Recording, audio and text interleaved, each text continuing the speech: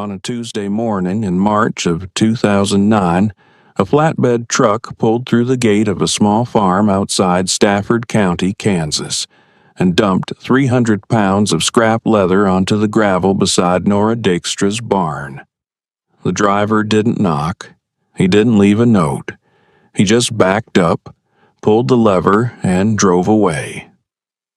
Nora was 31 years old, standing at her kitchen window with a cup of coffee going cold in her hand, watching a pile of irregular hides and offcuts and belt strips settle into the dust like something the world had decided it no longer needed. She stood there for a long moment. Then she set down her cup and walked outside. That was the beginning of something nobody in Stafford County saw coming. Not the Tannery, not the feed store crowd, not the Farm Bureau, not the man at the Agri Valley Co-op who would, in the years that followed, become the loudest voice insisting that what Nora Dykstra was doing was a hobby at best and a slow financial disaster at best. Nobody saw it coming. But looking back now, it is hard to understand how they missed it. Because everything you needed to know about what was going to happen was standing right there in the gravel that morning, watching a truck drive away and already thinking about what to do next. Let me tell you about Nora Dykstra, because you need to understand the woman before you can understand what she built. She was born in 1978, the second of 3 children, in a farmhouse that her grandfather had built with his own hands on the flat edge of Stafford County. Her father, Gerald Dykstra, was a methodical man. He farmed 160 acres of wheat and kept a small herd of Angus cattle, and did both things the way his father had done them, which was the way his father's father had done them before that. He was not a man who doubted the value of continuity. He rose at 4:30 every morning, ate the same breakfast, drove the same county roads, and trusted that the systems he had inherited were the systems that would carry him through. Nora loved him for this. She also, from a very young age, could not stop asking why those systems worked the way they did, which was a question Gerald Dykstra was not always sure how to answer. She was not a rebellious child. She was a curious one, which is a different thing entirely. She helped with the cattle. She learned to drive the tractor before most of her classmates had learned to ride a bicycle.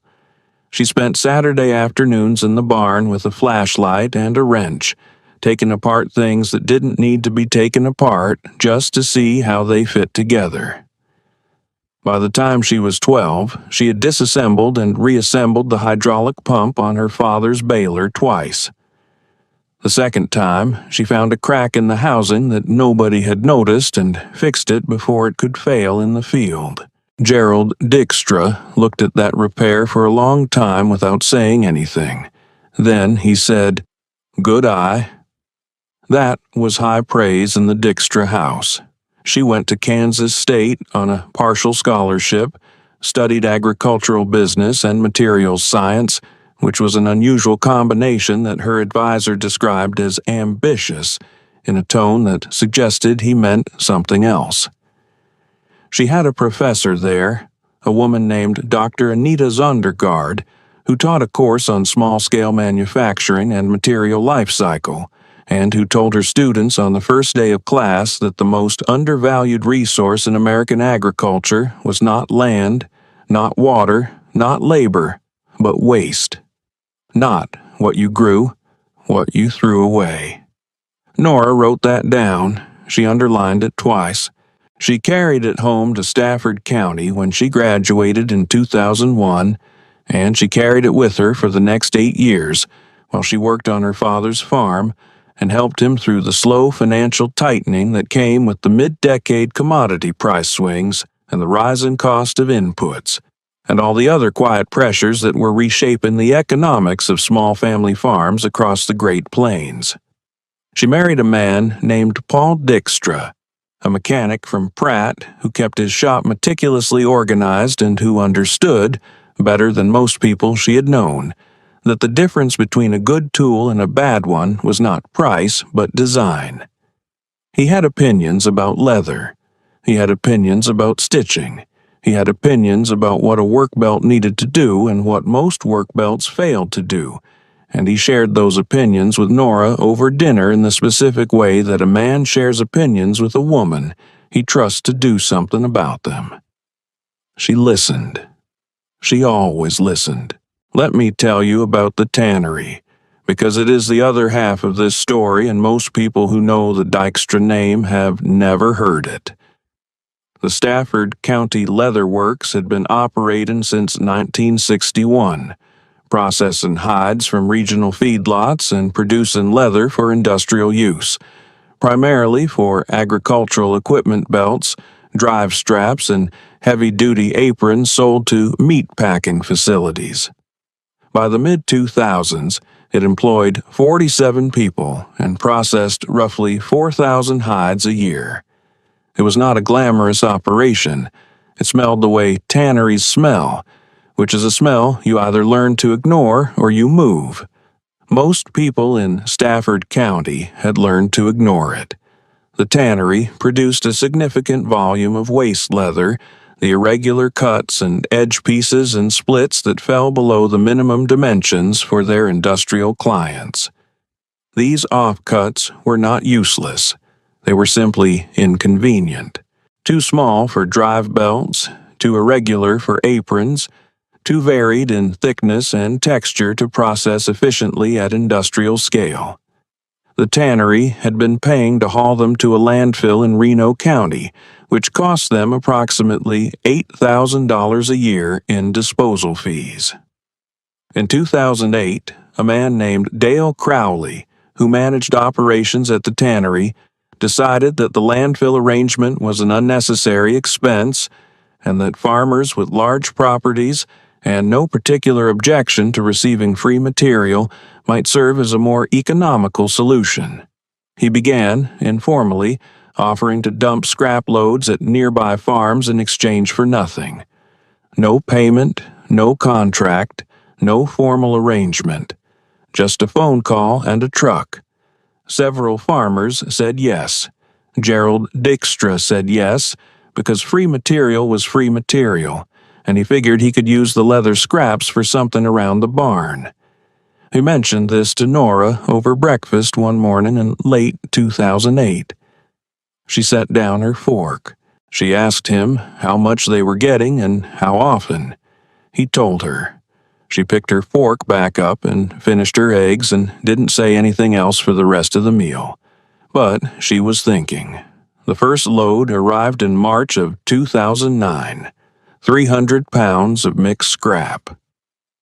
Nora walked out to the pile and spent 2 hours sorting through it with her hands, separating by thickness, by surface quality, by moisture content, by what she could see and feel about the grain structure of each piece.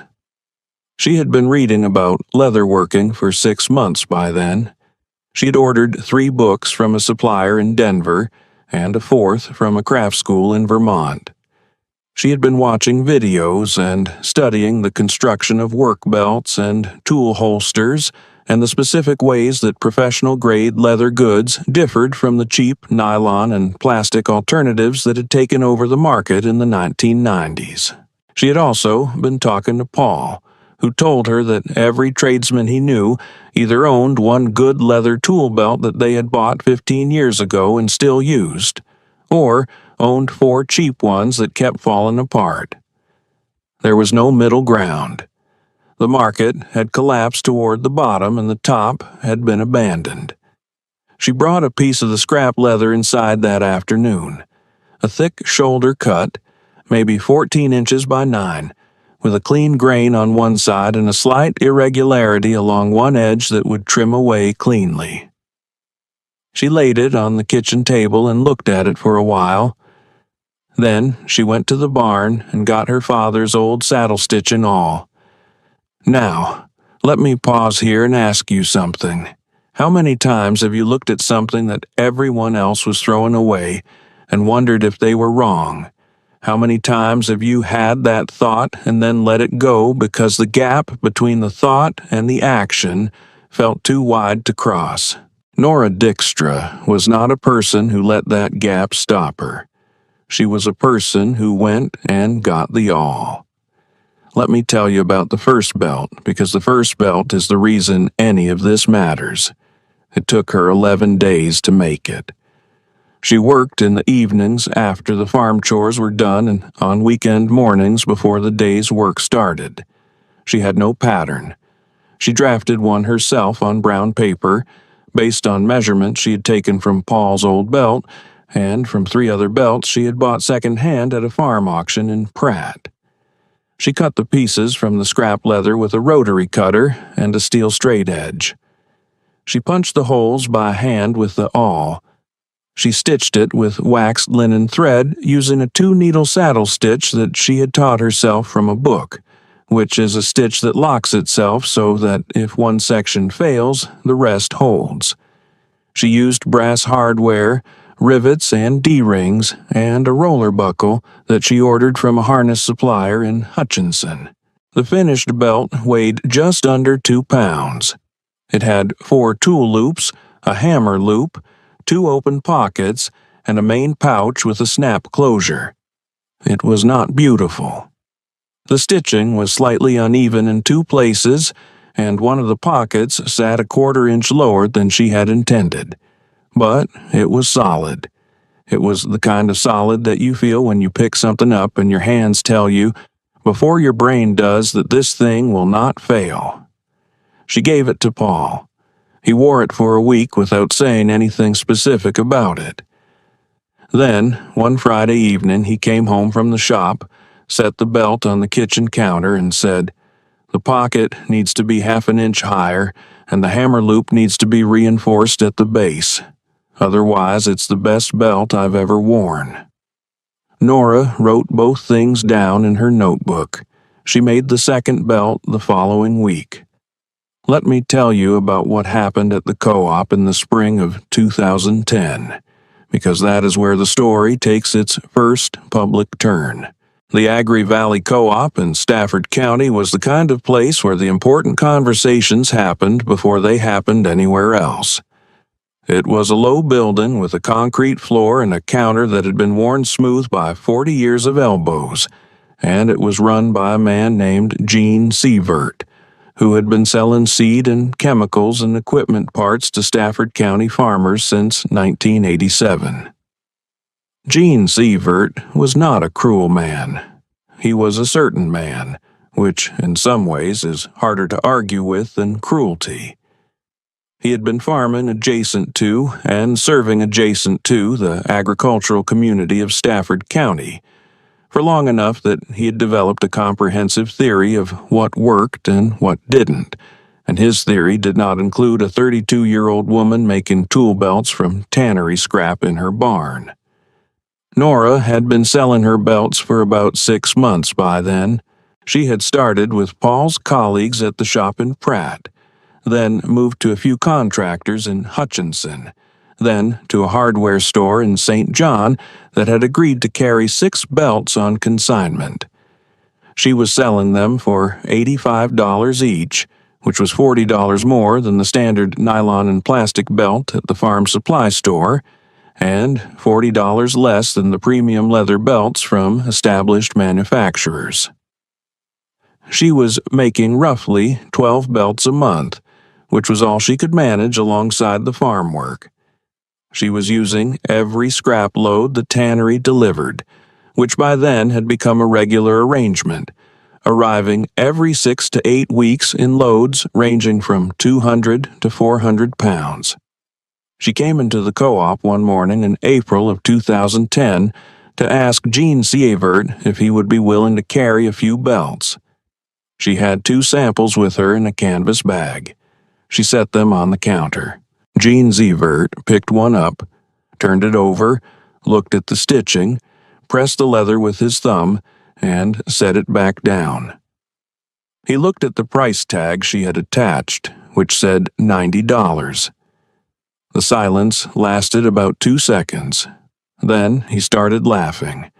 It was not a mean laugh, exactly. It was a laugh of a man who has seen a great many things not work out and has developed a reflex for identifying the next one. It was a laugh of institutional confidence, the sound of a man who knows the market, knows the customer, knows the county, and cannot quite believe that someone is standing in front of him with a canvas bag full of handmade leather belts priced at $90 apiece. "Nora," he said, and his voice had the particular gentleness of someone explaining something to a child. "The guys who come in here, they're not buying $90 tool belts. They're buying the $30 belt at Tractor Supply, and they're replacing it every 2 years, and they're fine with that." He pushed the belt back across the counter toward her. "This is a nice hobby. I mean that." Nora picked up both belts and put them back in the canvas bag. She looked at Gene Sievert for a moment. "How much do they spend on 2 belts over 10 years?" she asked. He blinked. She said, "Because mine lasts 10 years. I've got the stitching data to prove it." Gene Sievert smiled the smile of a man who has already made up his mind. "Good luck with it," he said. She drove home on the county road with the windows down. She did not tell Paul about the conversation that night. She wrote 3 things in her notebook. The first was stitching durability data, need formal test results. The second was price resistance at $90. Test $110 with premium positioning. The third was Gene Sievert said no. Come back in 2 years. Let me tell you about the science of what Nora was doing, because the science is the part that most people who laughed at her never bothered to understand. The standard tool belt sold at farm supply and hardware chains in 2010 was made from split leather, which is the lower layer of a hide after the top grain has been removed for premium goods, or from synthetic materials bonded to a textile backing. Split leather is cheaper to produce and easier to work with at industrial scale. But it has a fundamental structural problem. The grain layer, which is the outermost surface of a hide, and the part that contains the tightly interlocked fiber structure that gives leather its strength, is gone. What remains is a looser, more porous material that absorbs moisture readily, stretches under load, and breaks down at stress points significantly faster than top grain leather. A split leather belt under daily use, carrying 8 to 12 pounds of tools, flexing several hundred times a day at the same points, will begin to show failure at the punch holes and stitching lines within 18 to 24 months. This is not a defect. It is a predictable material outcome. The scrap leather that the Stafford County Tannery was dumping on Nora's gravel was not split leather. It was top-grain offcuts from industrial belt production, pieces that had been rejected not for quality defects but for dimensional irregularity. The grain structure was intact. The fiber density was exactly what you would find in premium saddlery leather. What it lacked was size. What Nora had figured out, working from her materials science background and from Dr. Sundergaard's principle about the value of waste, was that a tool belt does not require large continuous pieces of leather. It requires strategically placed pieces of the right thickness in the right locations, joined by stitching strong enough to transfer load across the seams. A saddle stitch with waxed linen thread, properly tensioned, has a tensile strength that exceeds the tear strength of top-grain leather at the stitch holes, which means the leather fails before the seam does, which means the limiting factor in belt longevity is not the stitching. It is the leather, and her leather was the best available. She had run her own tests. She had made 12 identical test panels, 6 from her tannery scrap, and 6 from the split leather used in the $30 commercial belts. She had loaded each panel with a hanging weight of 15 pounds and cycled it through a flex test, bending it through a 90-degree arc 500 times a day, which approximated the load and movement of a working belt. She photographed each panel weekly and recorded the condition of the stitch holes and the surface grain. At 8 weeks, the commercial split leather panel showed visible fiber separation at the punch holes. At 12 weeks, 3 of the 6 had cracked along the primary flex line. At 24 weeks, all 6 commercial panels had failed. All 6 of her panels were intact. She had the photographs. She had the notes. She had the dates. She put them in a folder and kept them in the kitchen drawer next to her notebook. She also had the economics. The tannery was delivering scrap leather to her barn for free. Her material cost per belt was the hardware, the thread, and the consumables: brass rivets, roller buckles, D-rings, waxed linen thread. At her production volume, this came to between $9 and $14 per belt, depending on configuration. Her labor, which she was not yet paying herself for in any formal sense, was approximately 6 hours per belt. Her selling price in 2010 was $90. Her gross margin on materials alone was above 80%. The constraint was not profitability. The constraint was time and distribution.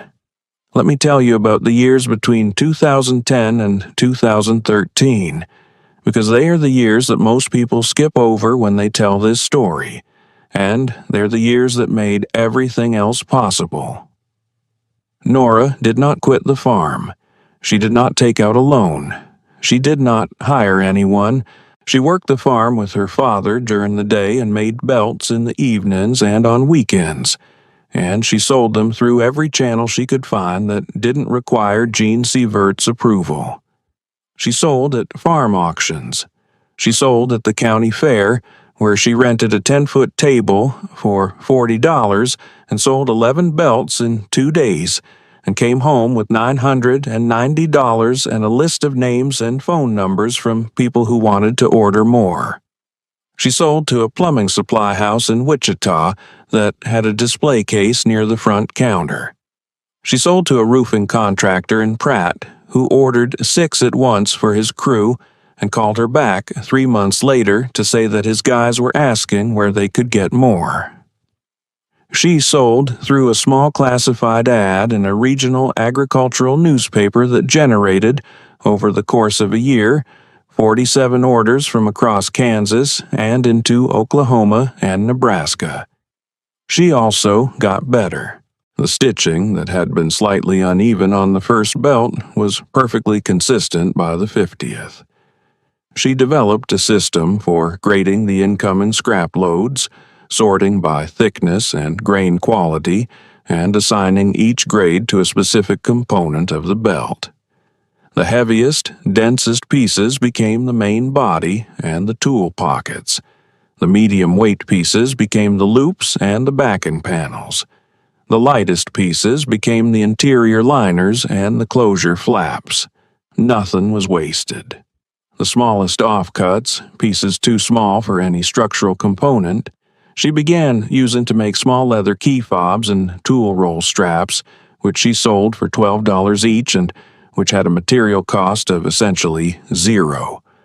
In 2011, she sold 240 belts and approximately 600 small accessories. In 2012, she sold 310 belts and over 1,000 accessories. Her revenue in 2012 was just under $40,000. Her material cost was $11,000 in hardware and thread. The leather was still free. Paul had left the shop in Pratt by then and was working full-time on the farm and helping with the belt operation. He had built her a proper cutting table in the barn and a wall-mounted storage system for the sorted leather grades and a small press for setting rivets that was faster and more consistent than the hand tools she had been using. He had also, quietly and without making a production of it, started telling every tradesman he knew that his wife made the best tool belt they would ever own, and that they should call her. This generated approximately 30% of her 2012 orders. She knew this because she asked every new customer how they had heard of her, and she wrote the answers in her notebook. Gerald Dykstra watched all of this from a careful distance. He was not an obstructive man. He had given her the barn space without being asked, and had never once suggested that the leather operation was a distraction from the farm work. But he was a wheat farmer, and wheat farmers in Stafford County had a particular relationship with the idea of diversification, which was that it was something other people did when they didn't know what they were doing. He watched the numbers. He watched the orders come in. He watched the barn fill up with sorted leather and then empty out again as finished belts went out the door. He didn't say much. But Nora noticed that he had started reading the order book she kept on the kitchen counter, and that he read it the way he read the commodity price reports, carefully and without expression. In the spring of 2013, he came to her after dinner and sat down at the kitchen table and said, "How much space do you need?" She looked at him. He said, "If you had more space, would you make more belts?" She said yes. He said, "I've got the old equipment shed. It's empty. You can have it." He stood up, picked up his coffee cup, and walked back to the living room. That was the conversation. That was Gerald Dykstra saying that he had been watching and he had decided. Nora sat at the kitchen table for a while after he left. Then she wrote in her notebook, "Equipment shed, conversion plan, hire first employee, target 600 belts per year." Let me tell you about what happened at the Stafford County Farm Bureau meeting in October of 2013, because that is where Gene Sievert made the mistake that he would spend the next several years regretting. The Farm Bureau held quarterly meetings at the community center in St. John, and they were the kind of meetings where the agenda was always longer than the time available, and the real conversations happened in the parking lot afterward. Nora had been attending for 2 years, partly because her father had always attended, and partly because she had learned that the Farm Bureau was where the county's informal economic consensus was formed, and she wanted to understand it.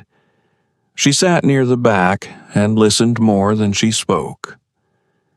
Gene Sievert was on the Agricultural Diversification Committee, which was a committee that existed to encourage farmers to explore income sources beyond their primary commodity.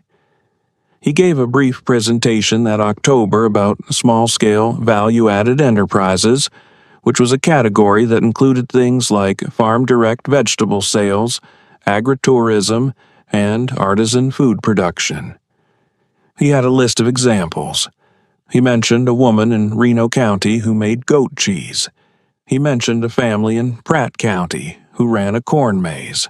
He did not mention Nora Dykstra, who was sitting 12 rows behind him with a notebook in her lap, and who had, by that point, generated over $60,000 in revenue from a product made entirely from material that the county's largest leather processor had been paying to dispose of. After the meeting, in the parking lot, someone asked Gene Sievert what he thought about the Dykstra belt operation, which had by then become something that people in the county knew about even if they didn't entirely understand it. Gene Sievert looked at the person who asked and said, with the particular confidence of a man who had been right about most things for most of his career, "I think it's a nice little side business. I think she's going to hit a wall when she runs out of people who want to pay $100 for a tool belt, and I think she'll go back to farming full-time, and that'll be fine." He paused. The market for handmade goods has a ceiling, always has. 3 people heard that. One of them told Nora the following week. She wrote it in her notebook. She wrote it word for word, the way she had written everything else. Then she turned the page and wrote the production targets for 2014. Let me tell you about the equipment shed, because the equipment shed is where everything changed to scale. Paul spent most of November and December of 2013 converting the shed. He insulated it, wired it for proper lighting, built a series of workbenches along the south wall, and installed a ventilation system that kept the leather dust manageable. He built a pattern library on the north wall, a series of plywood templates for every component of every belt configuration, hung on hooks and labeled in Nora's handwriting. He built a drying rack for finished belts and a staging area for outgoing orders. By January of 2014, the shed was operational. It smelled like leather and sawdust and linseed oil, which is one of the better combinations of smells that a working space can have. Nora hired her first employee in February of 2014. Her name was Carla Ramirez, and she was 24 years old and had grown up on a farm outside Pratt and had a background in 4-H leather work that she had never thought of as professionally relevant until Nora called her. Nora spent 3 weeks teaching Carla the saddle stitch, the grading system, the component cutting process, and the quality standards that she had developed over 5 years of making belts herself. Carla was a fast learner. By the end of March, she was producing finished belts that Nora could not distinguish from her own by inspection. By the end of April, she was faster than Nora on the stitching. The 2014 production target was 600 belts. They hit 712. Revenue was $104,000. Material cost was $28,000. Net margin, after Carla's wages and the shed operating costs and the hardware and thread, was just over 60%. The tannery was still delivering scrap for free.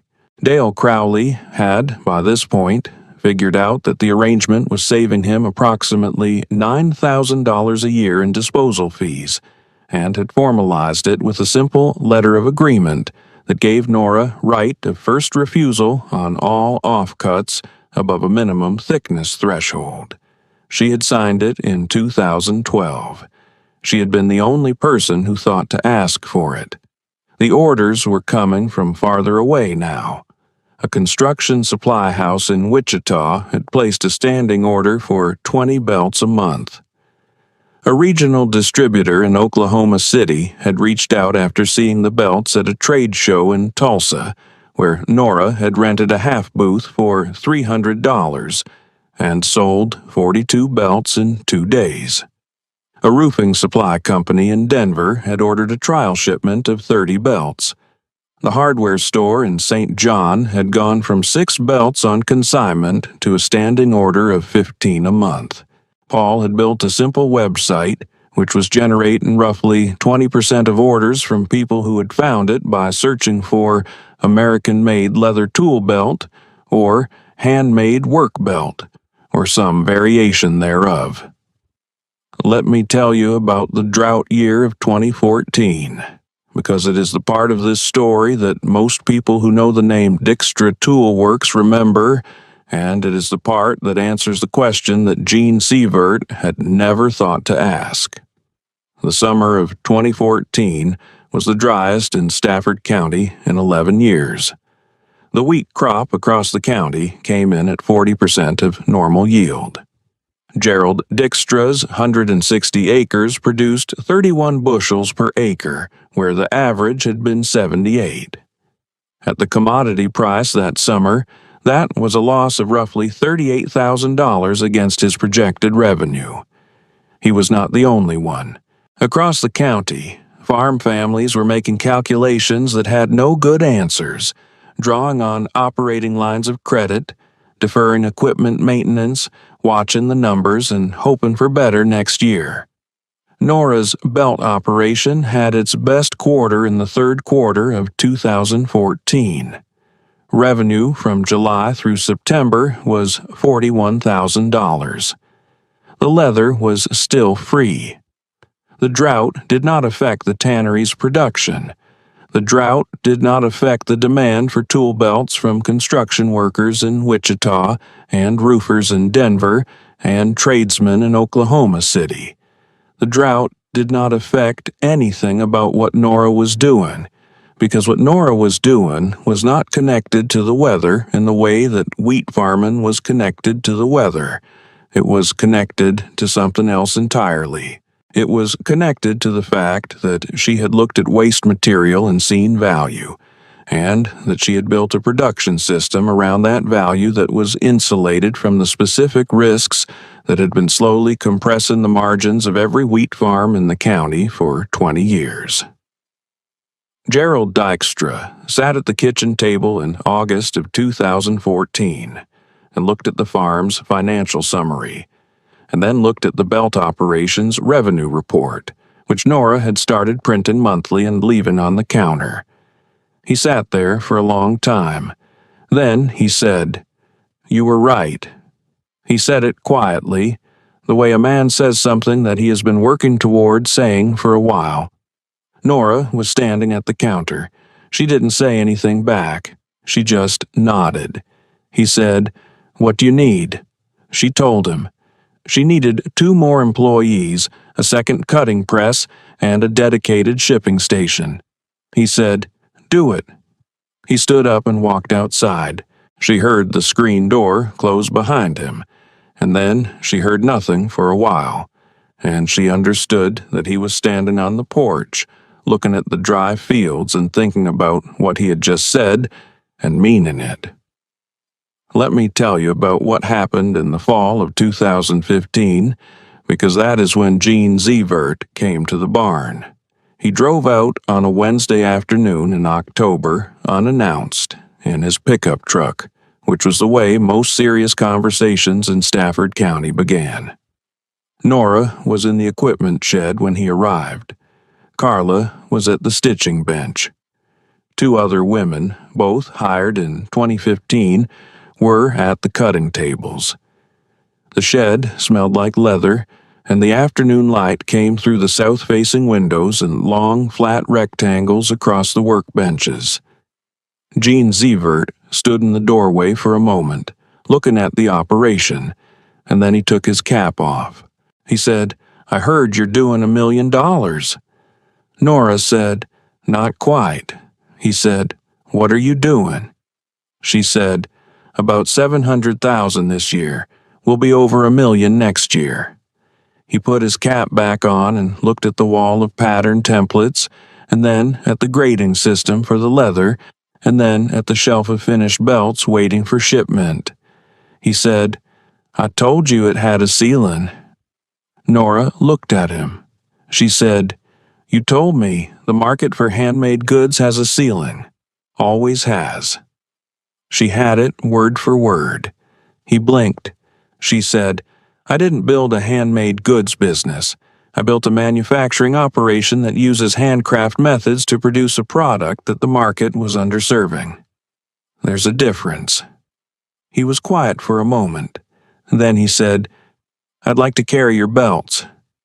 She said, "I know." She walked to the shipping station and picked up a folder and handed it to him. It was a wholesale pricing sheet. He looked at it. He said, "This is your wholesale price?" She said, "Yes." He said, "That's higher than I thought." She said, "Yes." He said, "I'll take 20 to start." She said, "Minimum order is 30, net 30 terms. I'll need a signed agreement." He looked at her. He took the folder. He said, "All right." He walked back to his truck and drove down the county road, and Nora watched him go from the doorway of the equipment shed, and then she went back inside and told Carla, and Carla laughed and Nora laughed too, which was the first time she had laughed about Gene Zevert since April of 2010. Let me tell you about the science of what Nora had actually built, because it is more interesting than it might appear from the outside. The tool belt market in the United States in 2015 was dominated by 3 categories. At the bottom, synthetic and split leather belts priced between $25 and $60, sold through mass market farm supply and hardware chains, with high unit volume and low margin, and a replacement cycle of 18 to 30 months. At the top, premium leather belts from established manufacturers, priced between $150 and $400, sold through specialty tool dealers and online, with lower volume and high margin and a replacement cycle of 10 to 20 years. In the middle, a large gap. Belts priced between $70 and $140 that claimed premium quality, but were made from the same split leather as the bottom category, priced up through branding and packaging, rather than material or construction quality. Nora had entered the market at $90 in 2010 and moved to $110 by 2012 and $135 by 2014. She was in the middle of the market by price, but at the top by construction. Her belts were being compared by the people who bought them, not to the $30 Tractor Supply belt, but to the $250 premium belts from established manufacturers. And they were coming out ahead in those comparisons because the leather was better than the commercial premium belts used, and the stitching was better, and the hardware was better, and the price was lower. She had found the gap not by designing a product for the gap, but by building the best product she knew how to build from the materials she had available, and pricing it at what the market would bear, while still being obviously better value than anything adjacent to it. By 2016, she had 6 employees in the equipment shed and a waiting list for custom orders. She had added a line of tool rolls and aprons and leather-handled pouches that used the smaller scrap grades. She had a relationship with the second tannery in Reno County that had heard about the Stafford County arrangement and called to ask if she wanted their scrap as well. She said yes. She now had more leather than she could process at current capacity, which meant she needed to expand, which meant she needed capital, which meant she needed to make a decision about how to grow without losing the thing that made the product what it was. She did not take outside investment. She did not approach a bank for a large expansion loan.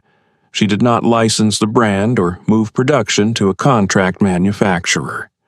She expanded the equipment shed, hired 4 more people, built a training program based on the system she had developed for teaching Carla, and raised her prices by 12%. She wrote in her notebook, "The leather is free, the knowledge is not.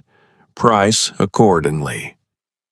Let me tell you about the moment the story became something larger than Stafford County, because it happened quietly, the way most important things happen. In the spring of 2017, a writer for a regional business magazine in Wichita drove out to the farm and spent a day with Nora and wrote a story about the belt operation. The story ran under the headline, "From Scrap to Craft: How a Stafford County farm wife built a 6-figure tool belt business from tannery waste." Nora did not like the headline. She called the writer and said, "I'm not a farm wife, I'm a manufacturer." The writer apologized.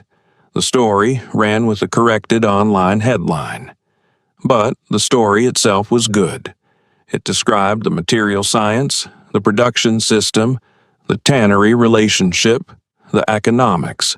It was picked up by a national trade publication for small manufacturers. That publication was read by a buyer at a regional hardware chain based in Tulsa who had been looking for American-made work gear to add to a premium section of their stores. He called Nora in June of 2017. She took the call at the kitchen table with her notebook open. The Tulsa chain had 42 stores across Oklahoma, Kansas, and southern Missouri. They wanted to carry 3 SKUs of Dykstra Toolworks belts. The minimum commitment was 400 units per quarter across all locations.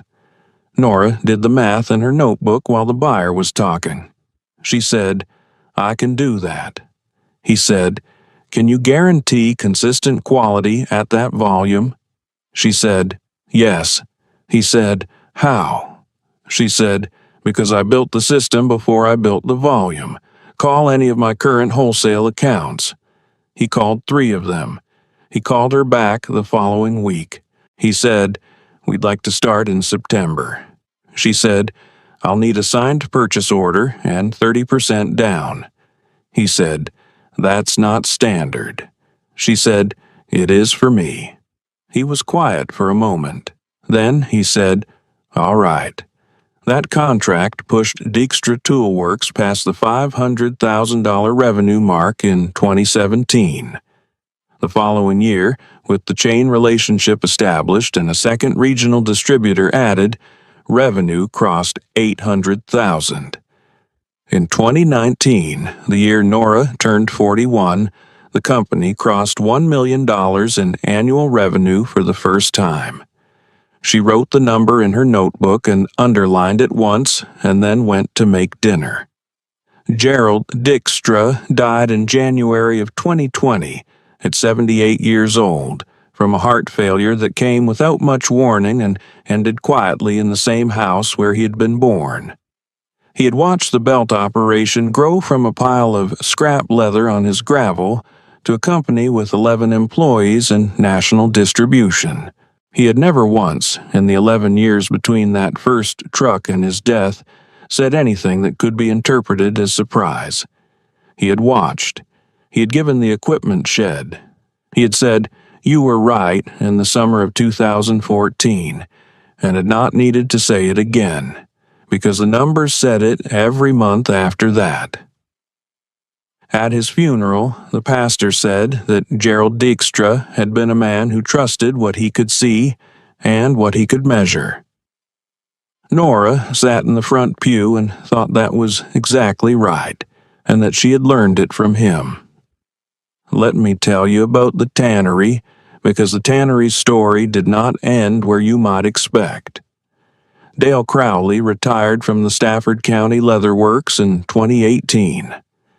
Before he left, he sat down with Nora and told her that the scrap arrangement, which had by then been running for 9 years, had saved the tannery approximately $72,000 in disposal fees over its lifetime. He said, "I want you to know that we got something out of it too." Nora said, "I know. That's why it lasted."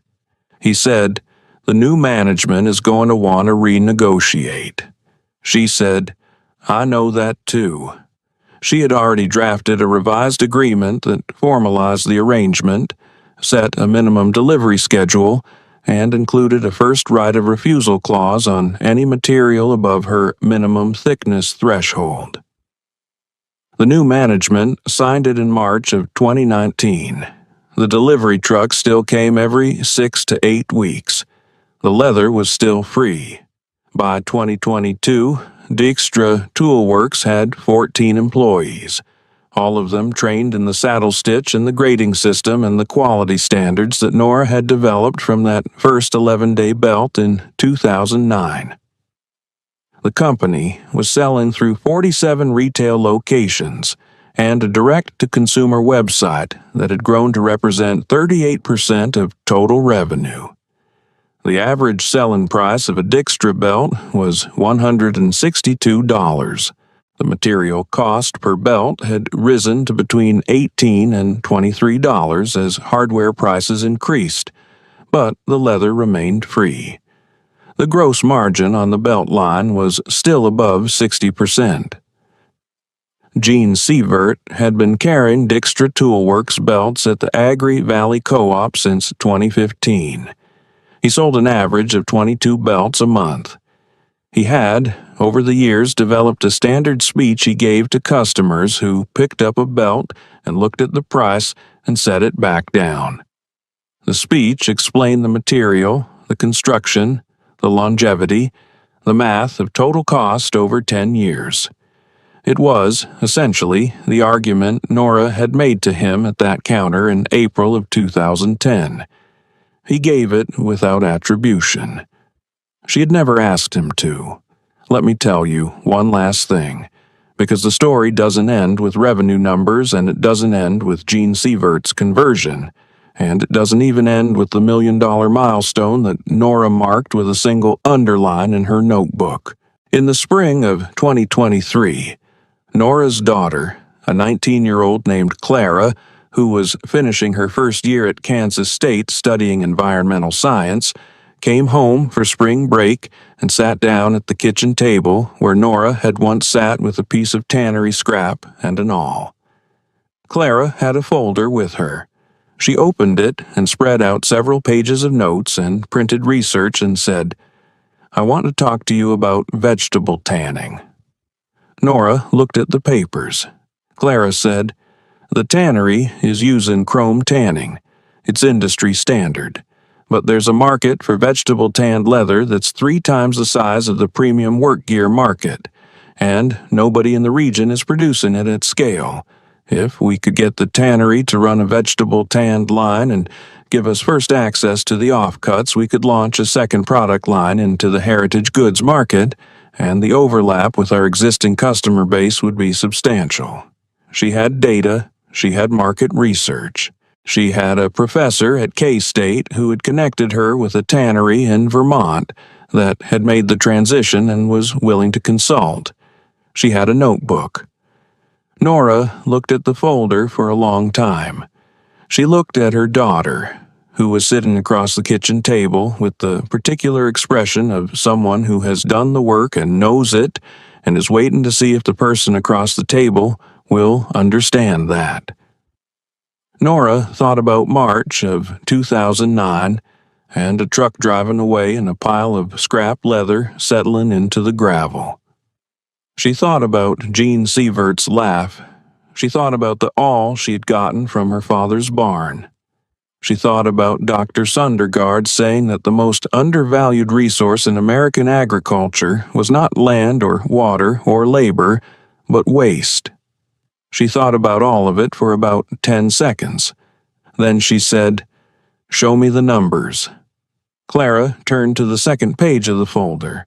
Outside, the county road ran flat and straight toward the horizon the way it always had, and the equipment shed sat where the old shed had been, and the tannery trucks still came every 6 to 8 weeks, and somewhere in the barn there was still a first-generation Dijkstra tool belt, the one with the slightly uneven stitching and the pocket that sat a 1/4 inch too low, hanging on a nail where Paul had put it years ago and never taken down. It was the kind of thing you kept not because it was perfect, but because it was the proof that you had started. Because it was the answer to the question of whether the gap between the thought and the action was too wide to cross. It wasn't. She planted a business in a scrap pile. They laughed, the drought came, the wheat died, the belts lived, the tannery kept delivering, the notebook kept filling, and the girl who once stood at a kitchen window watching a truck drive away built something that will outlast the truck, the tannery, and every ceiling that anyone in Stafford County ever thought to name.